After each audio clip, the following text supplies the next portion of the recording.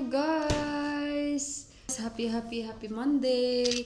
Hindi ko siya pinapasok kasi nga may ano naman si Doc sa kanya, bed rest siya. Bed rest si Johan. Tomorrow ko na siya guys papasukin. At yung gamot niya, last na lang. Ay, hindi last. Ito yung pang viral infection.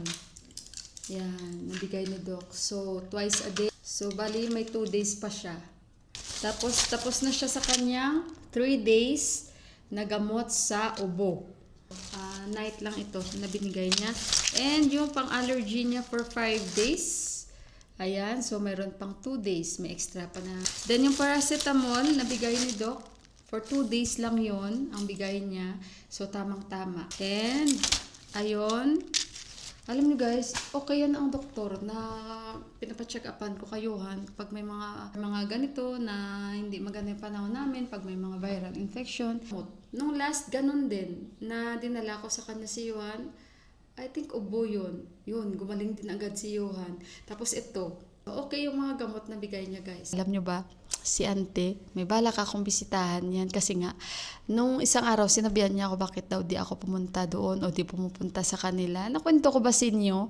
Kasi nga, syempre siya hindi maganda yung pakiramdam. Tapos sabi niya, yung bahay niya daw gusto niyang ipakita kasi nga bago na ang pintura. Tapos sabi din ni Uncle Mila, bakit hindi ka dito pumupunta? Sabi ni Auntie, Mila kayo ya may mga bisita na darating. Sabi niya, tingnan nyo pero baliktad naman ang nangyari. Kami yung nagpapaganda ng bahay. Samantalang kayo ang may mga bisita na darating. Sabi niya sa akin. Baka daw sabi niya sa akin, yung alis daw ni Uncle, baka after na ng Pasko nila. Which is maganda. Kasi nakakamiss din naman kung aalis si Uncle sa ganyang mga event. Dahil talagang pag may mga event kami talaga sa pamilya na mga ganyan, ay sila yung sobrang active. Pag naalala ko talaga yung magic namin, kahit si Deepak, natatawa talaga siya guys. Naku, kinat ko na nga lang yung mga sino kaya yan? Narinig nyo guys? Baka nagbibenta yan? Nagbibenta siguro yan. Kasi minsan mga bulag ba guys, nagpupunta-punta sa mga bahay-bahay, dala nila yung parang malaking speaker nila na parang trole, tapos magpapatugtog yan sila, baka nagbibenta yan. Nagbibenta siguro yun. Ganun na yung mga nagbibenta dito, may mga parang trompa-trompa na sila na, hindi na sila sumisigaw, yung ipipindot-pindot na lang nila, keep on, na lang ba, repeating. So 9:26 na dito, si Deepak ay as usual, umalis, nag-walking, at pabalik na yan siya at hindi ko na naman alam anong ang may iluluto ko. I think magluluto ako ng ampalaya at imimix ko siya sa patatas and dal. And si Johan, maaga po akong fried rice sa kanya dahil inom siya ng gamot. May 2 slice na yung sausage na hiniwa ko. So bali isa yun at sinap ko nung maliliit-liit talaga. And with spring onions, garlic, tsaka scrambled egg, minix ko sa fried rice. Kumain na siya dahil inom siya ng gamot guys. At nasa itaas. Yan, okay yung weather namin, maaraw. At sa hapon, biglang bagsak na naman yung ulan. Same. So, ayun guys, muna ako dito. Mag-isip-isip. Kasi hindi man ganun yung ulam. Pero gusto kong kumain ng afritada na manok. May carrots ako dyan.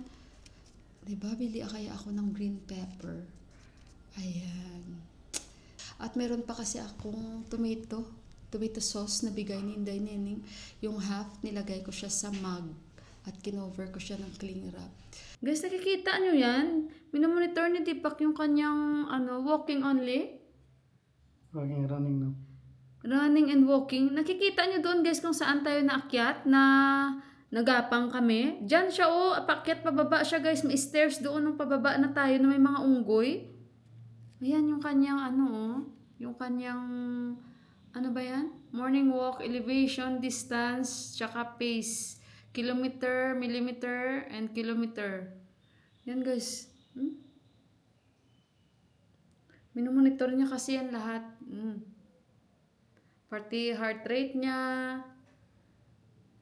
Galing Tapos pagdating dito, siya. Yes, you can. Tawag nito? Nag-push up siya saglit. Tingnan nyo guys, nag-start siya dito sa bahay. Dito siya pupunta. Manuhara, yung kung saan tayo nag-cross sa Palayan and yung bundok. na may mga unggoy. Malayo yan, guys.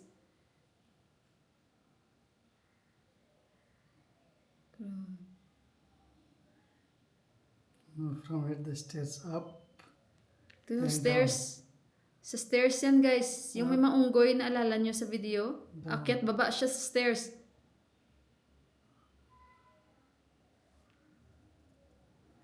You should bring water. Bino, you are not bringing water. Tapos pagdating dito, nagbabarley siya.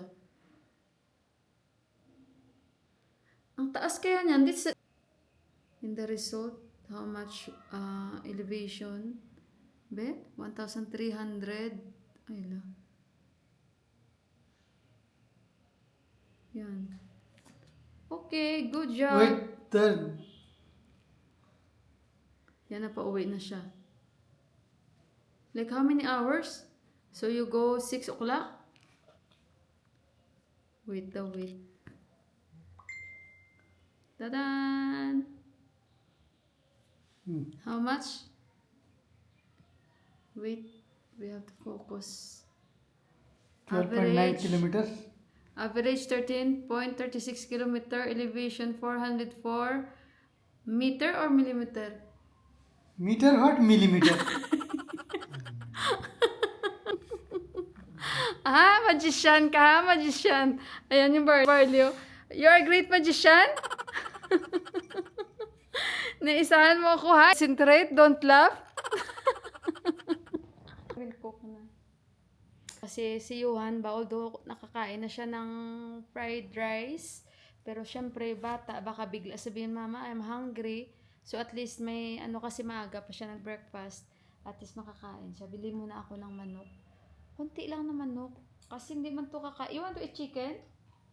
Ha? Tinatanong pa balaw. Ha? You want to eat chicken or no? Grabe na tanong or no. Paano pa siya makayes kung may no, di ba? But hindi to kumakain siya, bira siya kumain na ng mga meat, more talaga sa veggies and salad. Ganun, guys. At saka hindi na nga siya nakainom ng coffee. Yesterday we forgot to buy coffee. Tsaka barley, yan, barley. After exercise, barley. Quit na talaga siya sa guys, sa mga like pag naglabas kami o saan kami pumupunta or mga snacks, hindi siya talaga nag-i-snacks. Wala talaga rice. Yun. Cut na talaga yung rice.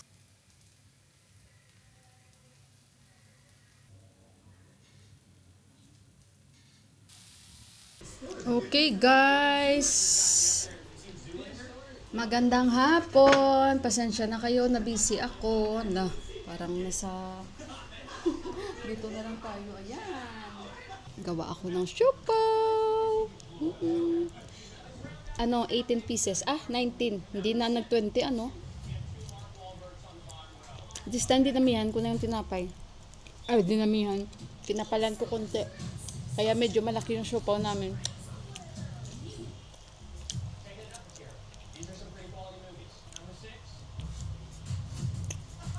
Masarap ito pang breakfast bukas.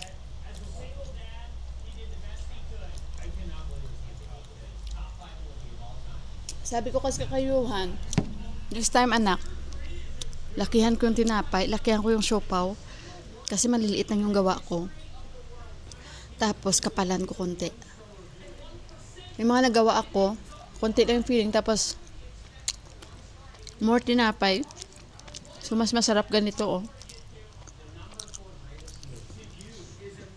Pag medyo malaki, madaming palaman, masarap. May itlog ito. Nakadalawa na ako. Si Juan, dalawa din. Hello? Hello guys. Naka-mic man ako. Ayan, may mic na tayo. Magandang gabi sa inyong lahat. Guys, hindi ko ba alam, itong Queen of the Night ko, nagbigay na naman siya ng bulaklak. Tingnan nyo guys. Parang yung last na binigay niya, ilang araw lang siya. Mga siguro, nung lumaki na siya, o lumaki na yung, di ba, may bulaklak. Ngayon nagbigay siya, total 7 ang bulaklak na binigay niya. Kaya sabi ko, good girl ka talaga. Sabi ko, ayan ang dami niyo. Yun Tapos dito. So, hindi ko ba alam kung ilang ito. Ilang days lang siya, nag-i-stay yung bulaklak. Tapos, wala. madideds na naman yung mga bulaklak niya, tapos babalik na naman, magbibigay na naman siya ng bago. Kaya confused ako niyan na ano siya guys, na ilipat sa malaking pot kasi baka magtampo. Galing kami sa labas dahil kami ay pumunta doon kay kuya, yung sinasakyan natin sa sa taxi before na may business na siya. Dito lang banda sa amin. Ay, parang umaambon. Ay, naambon nga. Kasi tingnan nyo naman, tingnan nyo, ang ganda-ganda pa ng panahon namin. Tapos bigla na lang naambon. As usual, walang pagbabago sa weather namin. Galing kami doon dahil si Deepak tumawag sa amin, sabi niya kitain siya namin doon. Kasi nga, nagbayad kami kay kuya ng aming pending doon sa gas. Kasi nga nag-uutang kami dyan sa kanya ng gas. Tapos i-deliver. So, kanina nagpa-deliver kami 2. So, kasi wala na kaming gas. So, hindi kami kanina nagbayad. So, kaya pumunta kami doon para magbayad kanina sa kanya. So, ayun guys. Yan lang muna yung aking ganap for today. And maraming salamat pong muli sa pagsama nyo. Kita-kits tayo sa ating mga susunod na mga vlogs. Ay, meron pala akong i-greet. Ano bang araw ngayon? Ay, bukas pa pala kasi mayroong magbe-birthday. So, ayun. At salamat muli. Mag-ingat niyo lahat. And God bless us all. And lagi po tayong mag-pray. And sa mga hindi po nag-skip ng ads, again, maraming salamat po sa inyong lahat dyan. Napakalaking tulong po sa amin.